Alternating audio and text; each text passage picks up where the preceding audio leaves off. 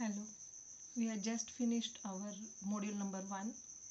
In that we have seen about the constitution, preamble and silent features of the constitution.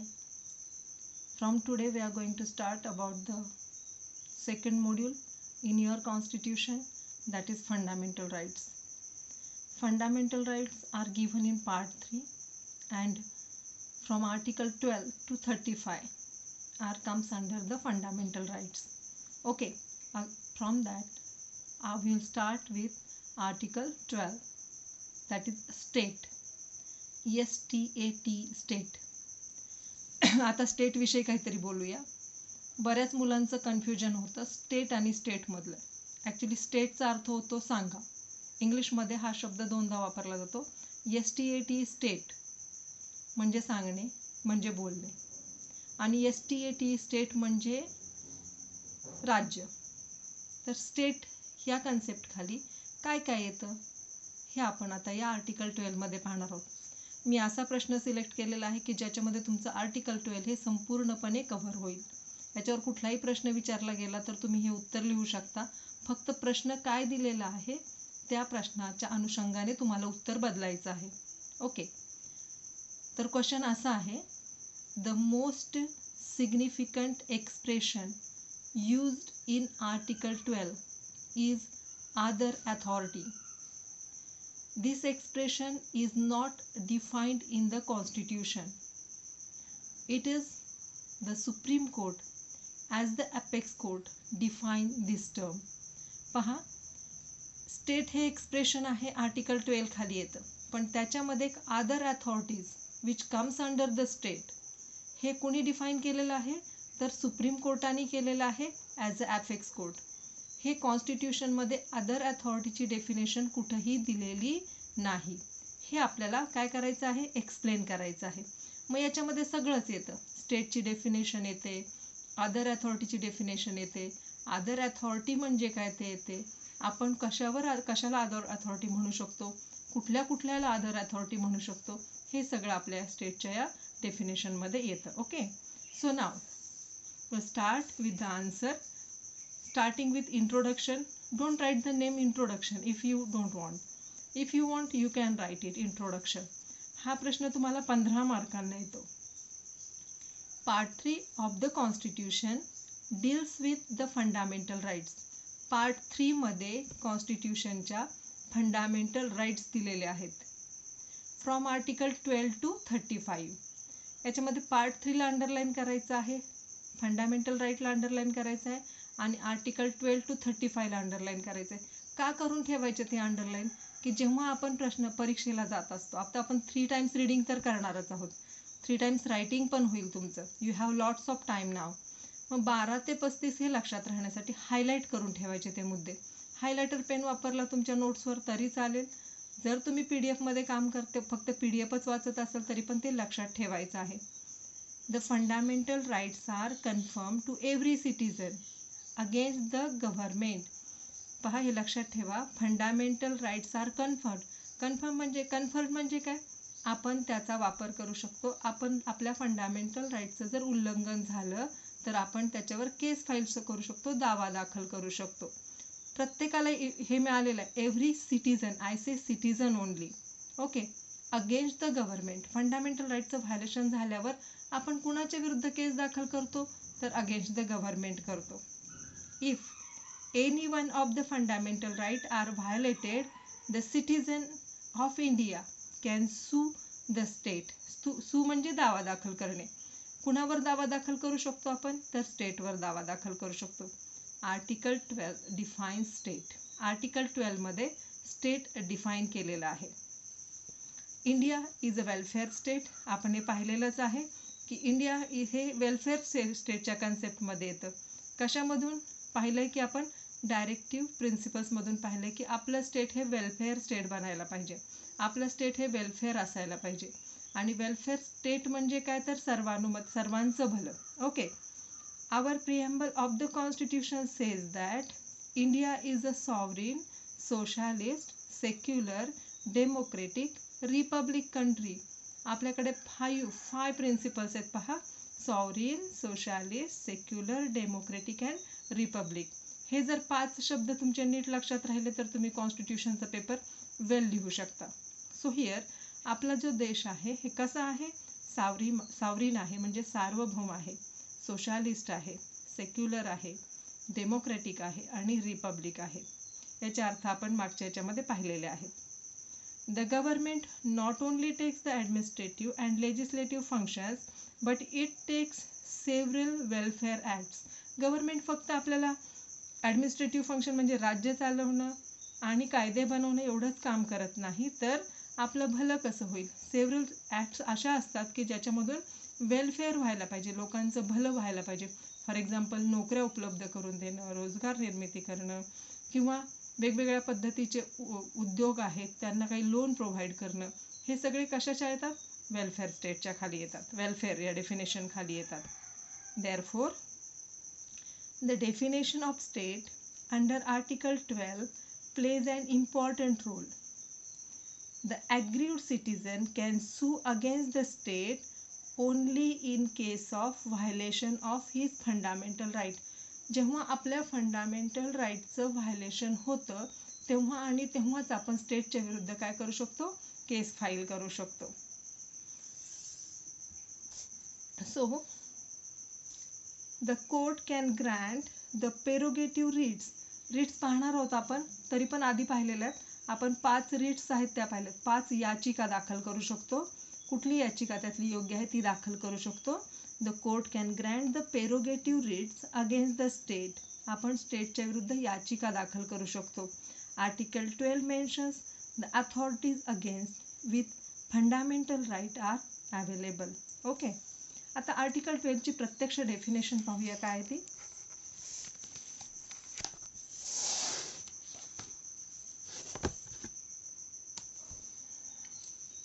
Article 12ची definition पहा. In this part unless the contest otherwise requires. पहा, या ज्या पार्टमध्ये unless the context otherwise requires म्हणजे काही बदल नाही झाले तर. द स्टेट इन्क्लूड्स, काय इन्क्लूड करतं, the government and parliament of India.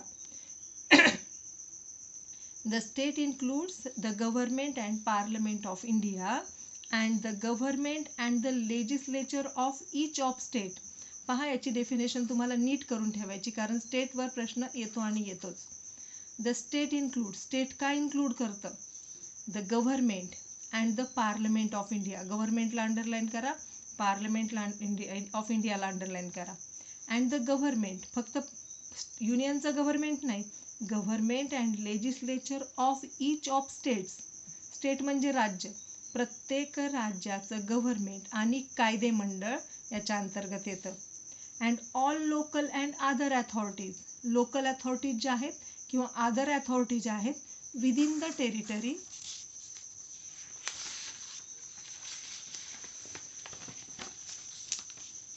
Of India under the control of government of India. म्हणजे स्टेटच्या अंडर जे काही, जे गव्हर्नमेंटच्या अंडर येतं, जे गव्हर्नमेंटच्या अंडर येतं त्या सगळ्या गोष्टी आपण डेफिनेशनमध्ये काय पाहिल्यात की it comes under the state, local and other authorities. आपण अदर अथॉरिटीचा प्रश्न याच्यासाठी निवडलेला आहे की आपल्याला कळावं की हे प्रॅक्टिसमध्ये पण फार इम्पॉर्टंट आहे की स्टेट कुठलं आहे, which authorities are comes under the state. हे जर तुम्हाला नीट कळालं तर तुम्ही प्रॅक्टिसमध्ये सुद्धा कुणाला विचारायची गरज नाही की आता मी दावा कुणाविरुद्ध दाखल करू, हे स्टेटच्या अंडर येतं की नाही.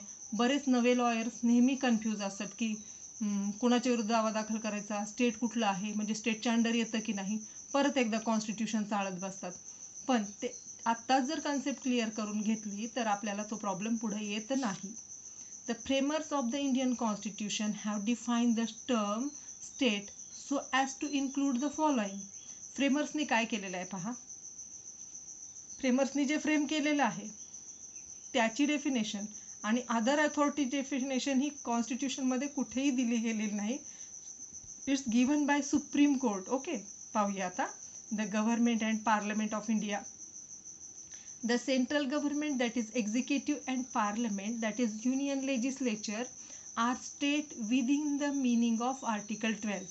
पहा, जे सेंट्रल गव्हर्नमेंट आहे म्हणजेच executive and the parliament, that is the union legislature, are state within the meaning of article 12. The President, the Prime Minister and his Council of Ministers, all the central government departments, that is railways, postal, defense, telephone, etc. came under the purview of state. purview म्हणजे काय? दायरा. स्टेटच्या दायऱ्यामध्ये हे सगळं येतं. Parliament आणि गव्हर्नमेंटच हेच येत नाही, तर president, prime minister, council of ministers, all the central government departments, कुठले कुठले? That is railways, postal defence, telephone, हे सगळं कशाखाली येतं? स्टेटच्या डेफिनेशन खाली येतं. ओके. आता the government, that is executive and legislature of the state. वरचं काय पाहिलं आपण? इंडियाचं. आता स्टेटचं काय काय येतं पहा. स्टेटच्याच अंडर म्हणजे आपण कुणाविरुद्ध जाऊ शकतो फंडामेंटल राईटचं जर व्हायोलेशन झालं तर ते पहा. The state executive and legislature are state within the meaning of Article 12. The governor, the chief minister and his ministers, the district collectors and all other government departments etc. are all included in the definition of the state. हे सगळे स्टेटच्या definition मध्ये येतात. आता all local म्हणजे काय पहा. The phrase word all local includes, काय काय इन्क्लूड करतं? The village panchayat, municipalities etc. come under the definition of state under Article 12. हे सगळं आपल्या कॉन्स्टिट्यूशनमध्ये दिलेलं आहे. हे जे 1, 2, 3 पॉईंट्स आहेत हे कॉन्स्टिट्यूशनमध्ये इन्क्लूड आहेत. हे फ्रेमर्सनी फ्रेम केलेलं आहे की स्टेटच्या डेफिनेशन खाली काय काय येणार आहे. स्टेटच्या विरुद्ध तुम्ही कोर्टामध्ये कुणाच्या विरुद्ध जाणार आहे? लोकल अथॉरिटीच्या कुठल्या, गव्हर्नमेंट ऑफ स्टेट गव्हर्नमेंटच्या कुठल्या आणि सेंट्रल गव्हर्नमेंटच्या कुठल्या, हे सगळं तुम्हाला इथं कॉन्स्टिट्यूशनमध्ये सापडणार आहे. आता other authorities within the territory of India or under the control of government of India. The term other authorities not defined anywhere in the constitution. This phrase make the judiciary to interpret it and to adopt it several bodies whether they belong to state or not. हे कुणी टाकलेलं आहे? कुणी सांगितलेलं आहे? तर ज्युडिशियरीने, कायद्याने, supreme कोर्टाने. The phrase is very wide. He phrase कशी आहे? अदर अथॉरिटीज म्हणजे खूप वाईड, म्हणजे खूप मोठी कन्सेप्ट आहे. It includes every authority, underline करा. It includes every authority created by the statute, कायद्याने जी जी अथॉरिटी निर्माण केलेली आहे ती, and functioning within the territory of India. भारतामध्ये कायद्याने ज्या ज्या अथॉरिटीला परमिशन दिलेली आहे आणि जी कुठं आहे फंक्शन करते, तर भारतामध्ये. The state under other authorities have 3 important qualifications. कसं ओळखायचं other authorities? It must be within the territory of India, it must be created by the statute of central or state legislature, it must be under the control of the government of India. पहा, other अथॉरिटीची concept clear करा.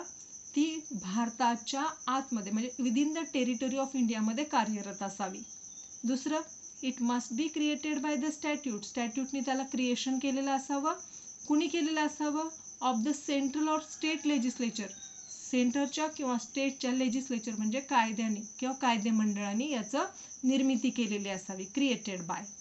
It must be under the control of government of the India, आणि भारताच्या गव्हर्नमेंटच्या under ती काम करत असावी. ही जी डेफिनेशन आहे ही तयार केली गेली आहे. पहा आता, for example, Maharashtra rent control act is the creation of Maharashtra state legislature. Okay, Maharashtra rent control act कुणी निर्माण केलं आहे? महाराष्ट्राच्या state लेजिस्लेचरने. Therefore, it is a state. It comes under the definition of state. Other authority असून सुद्धा. Life Insurance Corporation is the creation of LIC Act 1957 of the central government. Therefore, Life Insurance Corporation is a state within the meaning and definition of Article 12. ह्या कायद्याने निर्माण झालेल्या संस्था आहेत, या कायद्याने निर्माण झालेल्या इन्स्टिट्यूशन्स आहेत, म्हणून या इन्स्टिट्यूशन कशाच्या डेफिनेशन खाली येणार आहेत, तर स्टेटच्या डेफिनेशन येणार आहे. फॉर अदर एक्झाम्पल पहा, Food Corporation of India, Maharashtra Electricity Board, state finance corporation, universities etcetera are deemed as state. या सगळ्यांना निर्मिती कुणी केलेली आहे, स्टॅट्यूटनी केलेली आहे, कायद्याने याची निर्मिती केली. मग सेंट्रल गव्हर्नमेंटच्या असू दे किंवा स्टेट गव्हर्नमेंटच्या कायद्याने याची निर्मिती केली, म्हणून हे सगळ्या गोष्टी स्टेटच्या डेफिनेशन खाली येतात. Now see, the phrase under the control of government of India is very wide concept and it includes every authority created by a statute and functioning within the territory of India. This phrase gives the meaning that every company registered under the Indian Companies Act 1956 and every society registered under the Societies Registration Act 1860 shall become the subject to certain restrictions. आता under the control of government of India म्हणजे काही फार मोठी वाईट concept आहे. तर या कॉन्सेप्टमध्ये includes every authority created by the statute. Every अथॉरिटीला अंडरलाईन करा. And functioning within the territory of India. आणि फंक्शन कुठे करते, तर within the territory of India.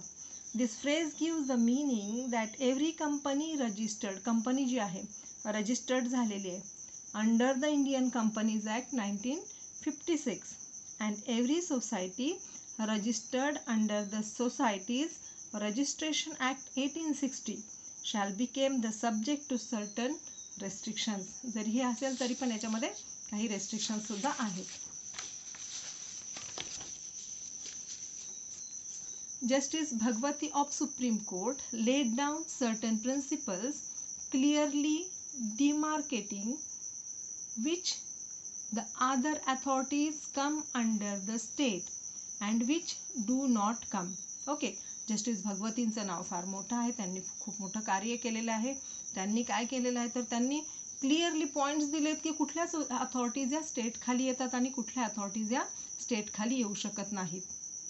If the institution get entire money and funds from the government, जर त्या इन्स्टिट्यूशनला पैसा पुरवला, संपूर्ण पैसा पुरवला जातो किंवा फंड्स पुरवले जातात from the government, then such institution would definitely comes under the definition of state. जी संस्था गव्हर्नमेंटच्या पैशांवर चालतात किंवा गव्हर्नमेंटकडून फंड घेऊन चालतात त्या संस्था स्टेटच्या अंडर येतात.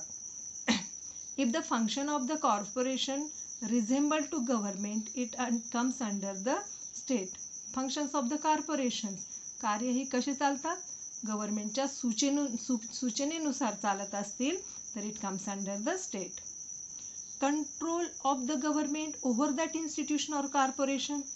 कंट्रोल कुणाचा आहे इन्स्टिट्यूशनवर, गव्हर्नमेंटचा, तर त्यासुद्धा स्टेट खाली येतात. History and creation of such A institution. Sometimes the government department is separated and is created as a separate corporation for the purpose of administration and welfare etc. कधी कधी गव्हर्नमेंटचं एक डिपार्टमेंट असतं आणि कालानुरूप त्यांना वेगळं करायची गरज पडते, मग वेगवेगळे डिपार्टमेंट निर्माण होतात गव्हर्नमेंटचे. मग हे जे वेगवेगळे डिपार्टमेंट निर्माण होतात ते सुद्धा त्या स्टेटच्या डेफिनेशन खालीच येतात. Whether the corporation or institution enjoys monopoly, statutes which is state conferred or state protected. Monopoly enjoy करतायत, त्यांचं ते स्वायत्तता आहेत, ते त्यांचा निर्णय घेत आहेत, पण गव्हर्नमेंटच्या प्रोटेक्शन खाली आहेत, गव्हर्नमेंटकडे त्यांचं रजिस्ट्रेशन झालेलं आहे. तर अशा अथॉरिटीज या अदर अथॉरिटीज या कन्सेप्टमध्ये येतात आणि त्या comes under the state. The institution should exercise the governmental or quasi-governmental functions. इन्स्टिट्यूशननी काय एक्झरसाइज केलं पाहिजे, गव्हर्नमेंटचं फंक्शन एक्झरसाइज केलं पाहिजे किंवा संपूर्ण जरी गव्हर्नमेंटचे फंक्शन्स नसतील तर as like as government, quasi गव्हर्नमेंटसारखं त्यांनी वागलं पाहिजे. तर it comes under the other authorities definition, means it comes under the state. All fundamental right in our constitution are valuable only against the state. आपण एका व्यक्तीबरोबर विरुद्ध दुसऱ्या व्यक्ती किंवा आपल्यावर कुणी अत्याचार केला तर त्या व्यक्तीच्या विरुद्ध आपण फंडामेंटल राईटचं व्हायलेशन झालं म्हणून सुप्रीम कोर्ट किंवा हायकोर्टात जात नाही, तर आपण स्टेटच्या विरुद्ध जातो. Okay, and not against the petitioner or private person. आता इन द केस पाहूया. विद्या वर्मा वर्सेस शिवनारायणची केस आहे, 1956ची केस आहे. काही केसेस या लिडिंग केसेस असतात, त्या केसेस आपल्याला लिहिणं आवश्यक असतं. A writ petition filed in the supreme Court against her husband for violation of fundamental rights. हिने रिट पिटिशन दाखल केलं, याचिका दाखल केली नवऱ्याच्या विरुद्ध की तिच्या फंडामेंटल राईट्सचं व्हायलेशन झालेलं आहे. It was held that the petition was not maintainable as it has been filed against a private individual. आपण वरच पाहिलं की हे जी याचिका आहे ही प्रायव्हेट इंडिव्हिज्युअलच्या विरुद्ध दाखल करता येत नाही, तर कुणाच्या विरुद्ध करता येते? स्टेटच्या विरुद्ध करता येते. पुढची केस पाहूया. Union of India versus R.C. Jain, 1981ची केस आहे, सुप्रीम कोर्टाची केस आहे. The supreme court has explain the characteristics of local authorities in the following manner. या केसमध्ये लोकल अथॉरिटीजचा डेफिनेशन दिली गेली आहे. Such authorities must have separate legal existence. त्यांचं लिगल एक्झिस्टन्स हे कसं असायला पाहिजे? सेपरेट असायला पाहिजे. It means that such authority can purchase in its own name. त्यांनी स्वतःच्या मालकीची जागा किंवा परचेस करणं म्हणजे काय तर खरेदी करणं, ते स्वतःच्या ओन नेम खाली ते खरेदी करू शकतात. For example companies. Such authorities must functioning in definite area and it should be elected by the residents of that area. पहा आता ही अथॉरिटी जी आहे त्या डेफिनाईट एरियामध्ये कार्यरत असायला पाहिजे आणि त्यांचं सिलेक्शन किंवा इलेक्शन हे कुणी केलेलं असायला पाहिजे? Elected by the residents of that area. For example Nagar Panchayat आहे, महानगरपालिका आहे. ओके, फॉर एक्झाम्पल आता इथे मी बारामती नाव वापरले कारण मी बारामतीची आहे, पण तुम्ही दुसरं कुठलंही नाव वापरू शकता. Don't use the name of Baramati if the students are from Baramati. You don't use the name of Pune if the students are from Pune. आपलं लोकल नाव नाही टाकायचं, कुठलंही दुसरं नाव टाकायचं. Okay, for example Baramati Nagar Panchayat functions in Baramati and its members are elected by the residents of Baramati. पेपरमध्ये गावांची नावं वेगवेगळी टाकायची असतात, म्हणजे आपलं कुठलं इंडिकेशन नाही द्यायचं असतं की from where we are. Such authority must have freedom to decide on local questions. त्यांना लोकल क्वेश्चनवर काम करण्याची अथॉरिटीज असतात. Such authorities should be performing some governmental functions, for example water supply. Such authority must have power to raise funds by imposing certain taxes or duties. आपण वेगवेगळे taxes भरतो आणि हे taxes गोळा करण्याची अथॉरिटी आपणच त्या लोकल पंचायतला दिलेली असते किंवा लोकल गव्हर्नमेंटला दिली असते. फॉर एक्झाम्पल वॉटर टॅक्स म्हणजे पाणीपट्टी भरतो आपण, किंवा रोड टॅक्स देतो, रस्त्याचा कर देतो. हे सगळे टॅक्सेस गोळा करण्याचा अधिकार आपल्या नगर परिषदेला किंवा नगरपंचायतला असतो. So they are coming under local authorities. If any authority has the characteristics then it will called local authority and it will be state within the meaning of article 12 of the constitution. आता एक नवीन case पाहूया. In the case Ujjambai versus state of Uttar Pradesh, 1962ची केस आहे. आता जे papers लिहिणार होतो fundamental राईटचे जे आन्सर्स लिहिणार आहोत त्याच्यामध्ये सगळ्या केस लॉज तुमच्या पार्ट असायला पाहिजे. इट्स गिव्हन बाय सिक्वेन्स ना, या सिक्वेन्स आणि याच्यामुळे दिलेले आहेत की त्या लक्षात राहाव्यात. मग केस लॉज कसे लक्षात ठेवायचे? केस लॉ लिहायचा, त्याच्या खाली काय करायचं, काय आहे जिस्ट त्याच्यामध्ये तेवढंच लक्षात ठेवायचं. Okay, in this case Supreme court held that the state sales tax office is performing a governmental function of collection of sale tax and therefore it is includes in the expression other authorities and hence it is a state under article 12. पहा आता या केसमध्ये काय केलेलं आहे, state sale tax office हे येते का स्टेटच्या डेफिनेशनमध्ये, तर सांगितलेलं आहे is performing a governmental function. हे गव्हर्नमेंटचं फंक्शन करत असतात of collection of sale tax. Sale tax collection कोणाचं फंक्शन आहे, गव्हर्नमेंटचं फंक्शन आहे. म्हणून state sales tax office is comes under the definition of state. त्याच्यानंतरची केस आहे Rajasthan state electricity board versus Mohanlal 1967 ची केस आहे. In this case, the question was whether the Rajasthan State Electricity Board, that is RSEB, can be included under the expression of other authority as used in Article 12. Electricity Board हे other authority च्या मध्ये येऊ शकतं का? कारण other authority च्या मध्ये येतं तर स्टेटच्या अंडर येतं. स्टेटच्या अंडर येतं तर if they violate our fundamental rights, we can directly move to the Supreme Court or High Court. A Supreme Court stated that RSEB has been established under the Electricity Supply Act 1948. त्याचे उगमच कुठं झालेला आहे तर एका act खाली झालेला आहे, एका स्टॅट्यूट खाली झालेला आहे, that is Electricity Supply Act 1948, and it is performing the governmental function of electricity supply to the people of Rajasthan. Hence it becomes other authority and therefore it is a state under Article 12 of the Constitution. Case law सोप्या घेते, खूप जास्त अवघडात घुसत नाही किंवा भाषा फार heavy ठेवत नाही. क्वेश्चन पेपरमध्ये लिहिताना तुम्हाला हे सोपं जावं म्हणून. त्याच्यानंतर सुखदेव सिंग वर्सेस भगतराम 1975 ची केस आहे.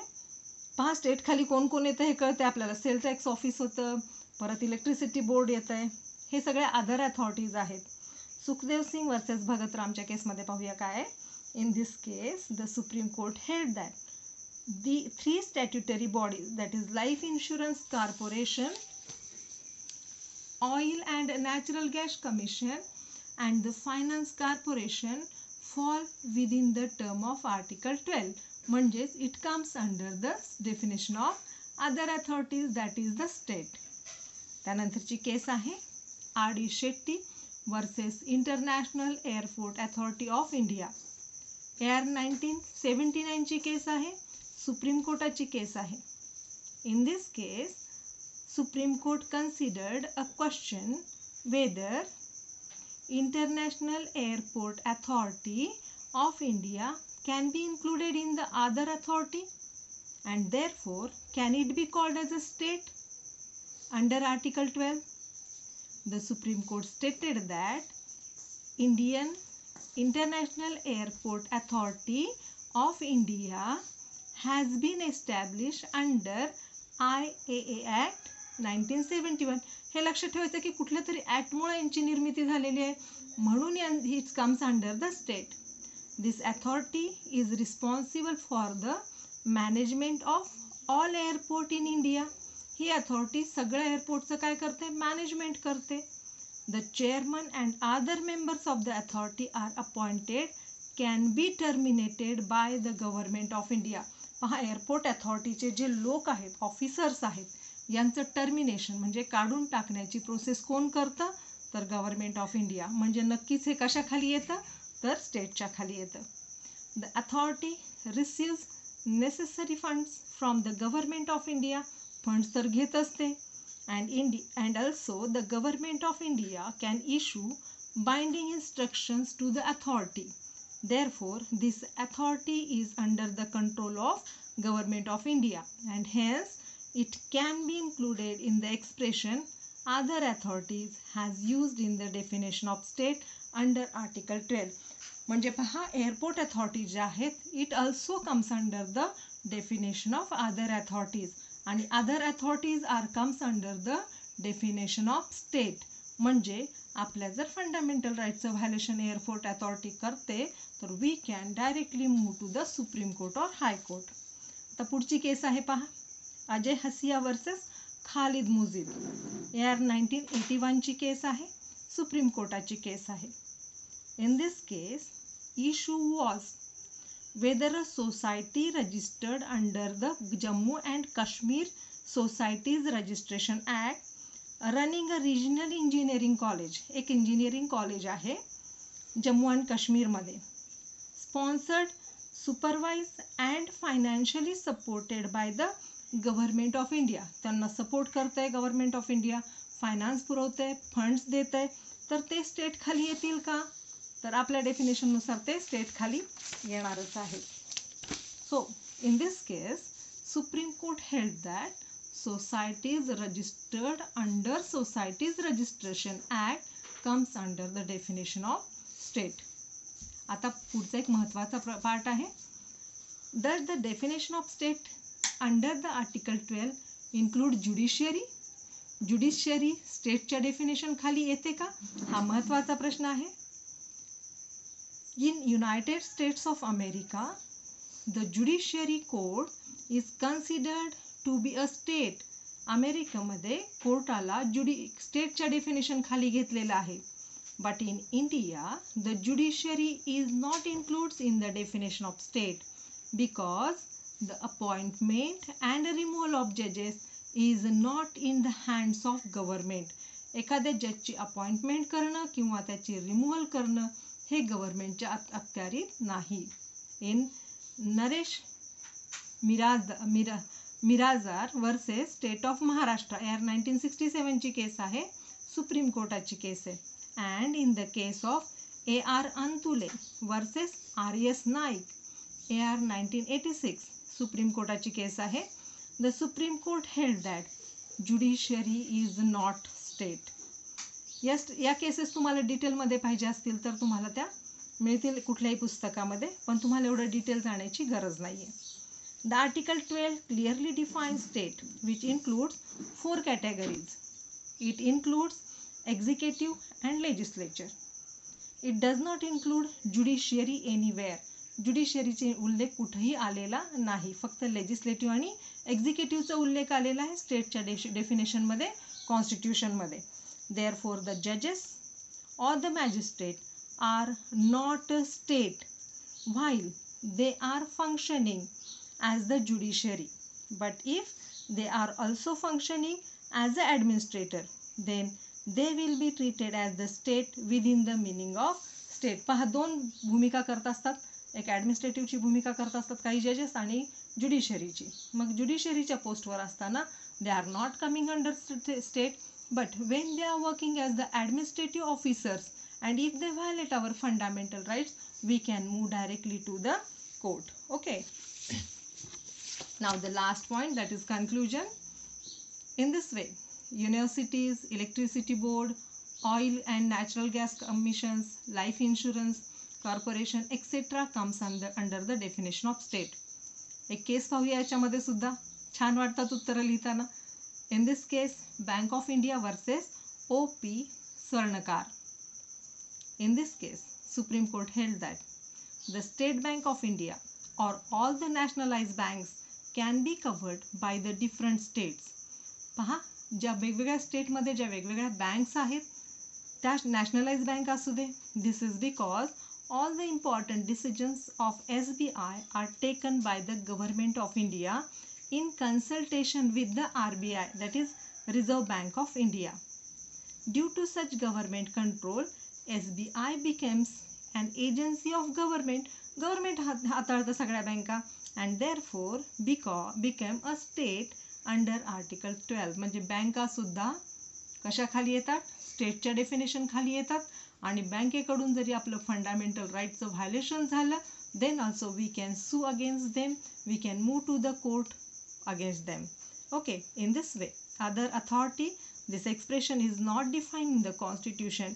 It is the Supreme Court as the apex court define these terms. पहा, या क्वेश्चन खाली तुमचं आर्टिकल 12 हे संपूर्णपणे कव्हर झालेलं आहे. म्हणजे जर तुमचा प्रश्न तसा फिरवून विचारला गेला, वेगळा विचारला गेला, then also you can write these answers, but whenever you are writing the conclusion, you can turn the answer. Okay, thank you.